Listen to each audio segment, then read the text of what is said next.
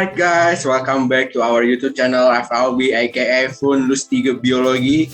Kembali lagi bersama kita di sini. Saya Delvin.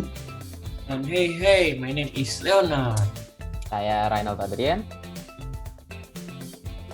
Dan nama saya Samuel Dwi Rafael.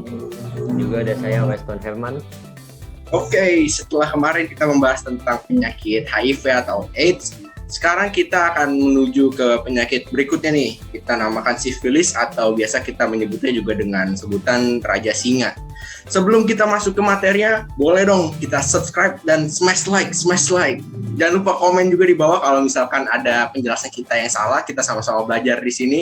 Tukar pendapat, tukar pikiran di kolom komen. Oke, kita langsung let's go ke inti materinya. Oke, menu materi hari ini yang pertama ada pengertian dari sifilis, yang kedua gejala dari sifilis, yang ketiga mekanisme penyakit sifilis. Selanjutnya ada fase sifilis dan yang terakhir pencegahan dan obat untuk sifilis. Nah, untuk sifilis sendiri merupakan penyakit luar seksual yang ditandai dengan adanya kerusakan pada area kulit, selaput lendir, dan juga organ tubuh. Penyakit ini disebabkan oleh bakteri yang namanya bakteri Treponema pallidum, dan bakteri ini termasuk dalam bakteri Spirochaeta, dan bakteri ini berbentuk spiral. Sifilis adalah penyakit kronis dan bersifat sistemik yang menyerang seluruh organ tubuh.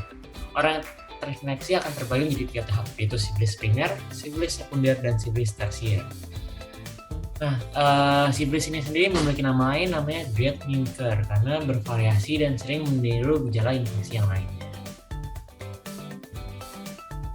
Lalu untuk gejala sifilis sendiri, pada orang dewasa ditunjukkan dengan adanya luka atau ruam kemerahan pada lokasi di mana sifilis masuk ke dalam tubuh, seperti pada penis, vagina, mulut, dan juga rektum, dan juga banyak organ tubuh lainnya. Untuk gejala pada anak bayi yang sudah terpapar dari ibunya dapat ditemukan pada adanya kelainan pada pertumbuhan gigi, gangguan kulit pada sekitar mulut, kebutaan atau gangguan kornea, pembengkakan persendian, bahkan hingga gangguan pendengaran. Gejala yang ditunjukkan pada sifilis juga berbeda-beda tergantung fase apa yang sedang dialami oleh sang pasien. Nah, penyebab sifilis itu disebabkan oleh Treponema pallidum. Bakteri ini dikeluarkan dari cairan tubuh seperti cairan seksual, darah, dan lain-lain. Cairan tubuh ini dikeluarkan melalui aktivitas seksual maupun diturunkan juga dari ibu. Orang yang sering berganti pasangan seksual lebih rentan terkena penyakit ini. Selain itu, pasangan yang tidak mempersiapkan kelahiran anaknya dapat menularkan bakteri ini ke anaknya nanti. Yang terakhir, penggunaan jarum suntik yang tidak steril juga dapat menyebabkan penularan melalui darah. Mekanisme penyakitnya.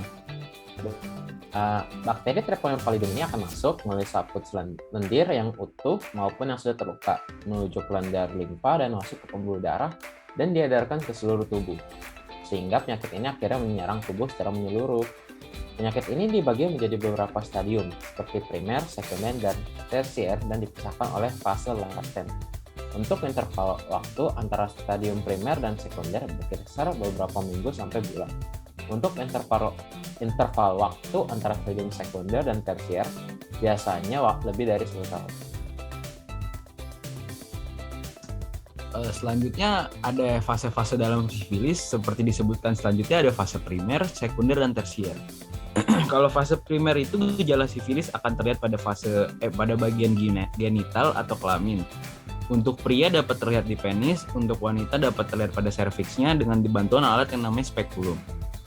Untuk fase sekunder, gejala dapat dilihat dari kerusakan jaringan pada kulit, telapak tangan, membran mukosa, bibir, dan pada daerah tubuh yang hangat dan lembab. Selanjutnya pada fase tersier, ini gejala yang ditimbulkan itu sesuai dengan julukannya, yaitu Great Mimicker, yaitu meniru penyakit lain. Contohnya aja seperti kebutaan, kerusakan jantung, otak, syaraf, tulang, hati, tuli, sampai kematian, tergantung organ apa yang diserang. Selanjutnya untuk pengobatan dan pencegahannya, untuk pengobatan sifilis dapat digunakan antibiotik seperti benzatin, benzilpenisilin dengan dosis yang pas. Setelah pengobatan, harus dilakukan pemantauan beberapa bulan sampai pemeriksaan dengan menggunakan uji VRDL. Bila ditunjukkan ada indikasi buruk pada pasien, maka dapat disimpulkan kalau pasien mengalami reinfeksi.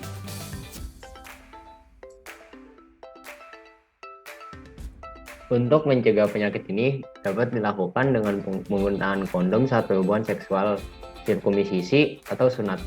Menghindari hubungan seksual dengan yang sudah terinfeksi, mengedukasi mengenai sifilis, monogami, atau tidak mengganti-ganti pasangan, dan pengobatan ketika sudah mengalami gejala awal, yaitu luka ruam pada area genital.